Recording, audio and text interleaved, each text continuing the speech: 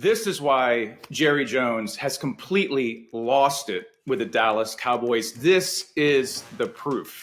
At one point, a long time ago, I'm not talking about 3 years ago, 2 years ago when they won 12 games, in the 1970s with Tom Landry, really quick history lesson, the Dallas Cowboys were America's team. That's not the case anymore. The Detroit Lions are America's team, a team that you can believe in, a team that you can get behind, with a great head coach, with a really good quarterback, with a very well-constructed roster, a team that, no matter what happens on Thanksgiving, could win the Super Bowl this year, a team that fans could believe in. There is absolutely nothing to believe in the Dallas Cowboys, and this is why, more than ever, we have proof that Jerry Jones has lost it. I'm not, thankfully, a Cowboys fan. If I was, I would be absolutely insane right now. I'd be signing internet petitions, I'd be doing Twitter polls, I'd have my own fan blog, I'd be one of those people just probably camped out outside of Jerry World, AT&T Stadium, begging, pleading, going to the mayor's office, trying to do anything within my power to get Jerry Jones to relinquish his power. That is the ultimate problem with the Dallas Cowboys. Let's start with Dak Prescott. Number one, Dak Prescott is not good enough to win a Super Bowl as is. Everybody knows that. Jerry, it got so bad with the Dallas Cowboys this season that Dak Prescott started crying. But realistically, and I've said this before on talkSPORT, you can follow all this at talkSPORT End Zone, watch our rundown show every week, read everything at talkSPORT.com. But I've been saying all season that Dak Prescott is a good quarterback, and he is good enough in a perfect, ideal situation. Dak Prescott is a Pro Bowl quarterback. Dak Prescott could win a Super Bowl if everything went perfect, but that time is not happening now, and there is nothing perfect about the Dallas Cowboys anymore. Are you happy at Dallas? Love it. They're one of the biggest disappointments in the NFL. They have one of the worst constructed rosters in the NFL when you look top to bottom in terms of depth. But ultimately, it comes down to Jerry Jones. It was Jerry Jones who is the owner, the president, and the general manager. He's the only person in the NFL to hold all those titles. Bill Belichick never had that much power, and he created a 2-decade dynasty with the New England Patriots.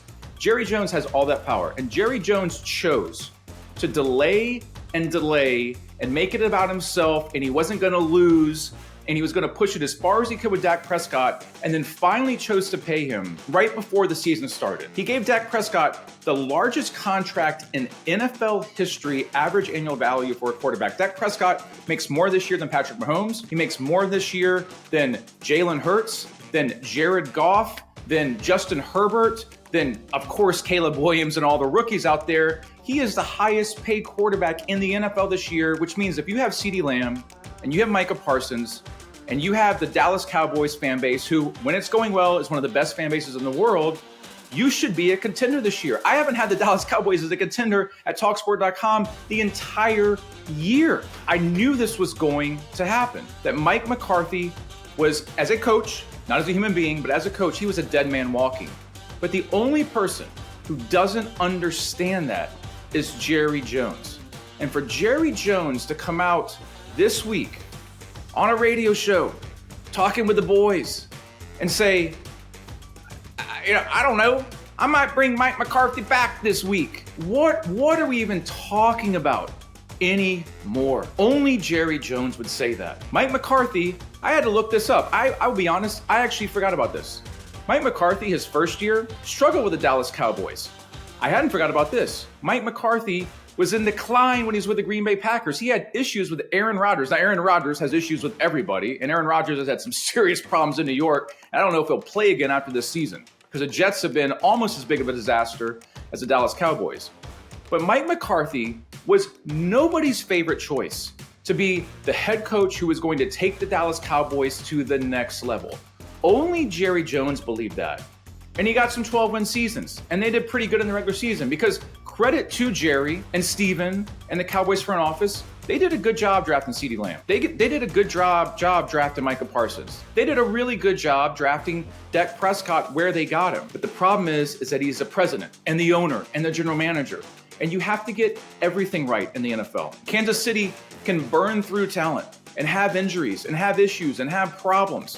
But they have Patrick Mahomes, their Dak Prescott. They have Travis Kelce, their CeeDee Lamb. And they have Chris Jones and a good defensive coordinator, and they have Andy Reid. Oh, no, yeah. They have Andy Reid. They have the right head coach. They went out and got a head coach who took Philly to the Super Bowl, who was one of the biggest offensive geniuses in the world, who still had upside. There is no upside with Mike McCarthy. I don't hate Mike McCarthy as a person. I'm not very fond of him. I don't respect him as an NFL head coach. When we're talking about the greatest of the greatest, that you have to be better than Andy Reid. You have to be better than every other head coach out there. You have to outsmart everybody every week.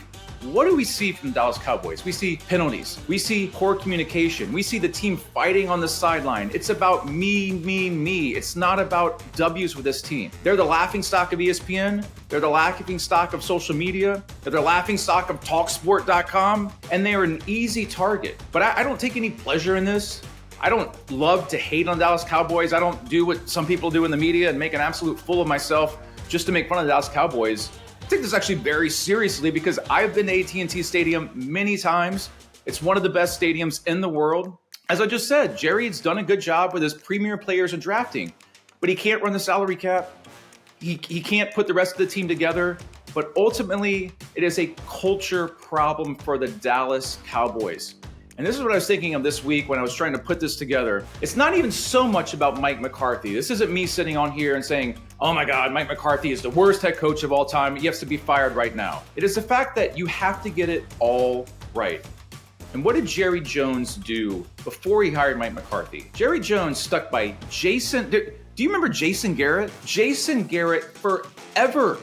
Anyone else in the NFL, and I say this a lot about the Dallas Cowboys, anybody else in the NFL except for the Dallas Cowboys would have moved on from Jason Garrett years before. Not Uncle Jerry. He was tied to Jason Garrett. They were good friends. He respected him. He loved him. He had so much respect for Jason Garrett. Who does that sound like? That sounds like Jerry Jones this week talking about how much respect he has for Mike McCarthy. Mike McCarthy, who fell out of favor in Green Bay, who took a year off and studied the game. And I believe at some point Mike McCarthy then came out and said, I was basically lying. I didn't really study the game. I just took a year off and I got the Cowboys job and I inherited Dak Prescott. And we have Micah Parsons, the CeeDee Lamb, so we can win 12 games. But can you win in the playoffs? Can you win when it matters? Dak Prescott, I always point this out, 2-4 in the playoffs. You know what the stat that really matters? The Dallas Cowboys haven't been in the NFC Championship, not the Super Bowl, not winning the Super Bowl. They haven't been in the NFC Championship. 2 games from winning the Super Bowl in 30 years. The last time they did that, they actually won the Super Bowl. And of course, we really have Jimmy Johnson to thank for that.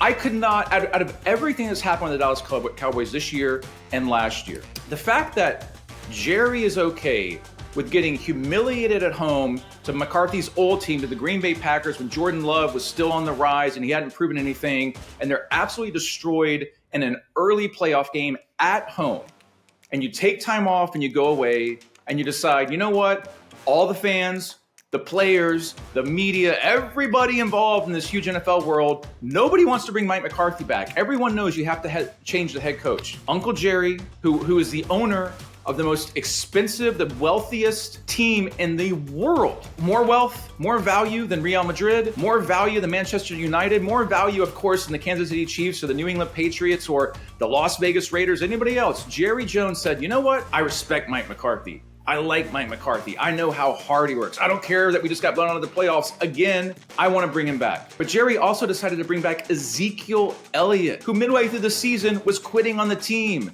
He starts by complaining he's not getting enough carries, and then he can't even show up to team meetings. That was Jerry Jones's decision. So right there mid-season, if you're trying to fix the team and fix the culture and you were the owner, you would have fired the general manager. That's Jerry Jones. Of course, Jerry Jones can't fire himself. Then Dak Prescott goes down. That contract right now is looking like an absolute disaster. By the way, Dak's getting older and older, so who even knows where he's at next season? CeeDee Lamb, one of the highest paid wide receivers in the NFL. CeeDee Lamb is good. He's not great. He's not Justin Jefferson. He cannot win you a Super Bowl. He has to have Dak Prescott. Not going to win a Super Bowl with Cooper Rush. Not going to make the playoffs with Cooper Rush.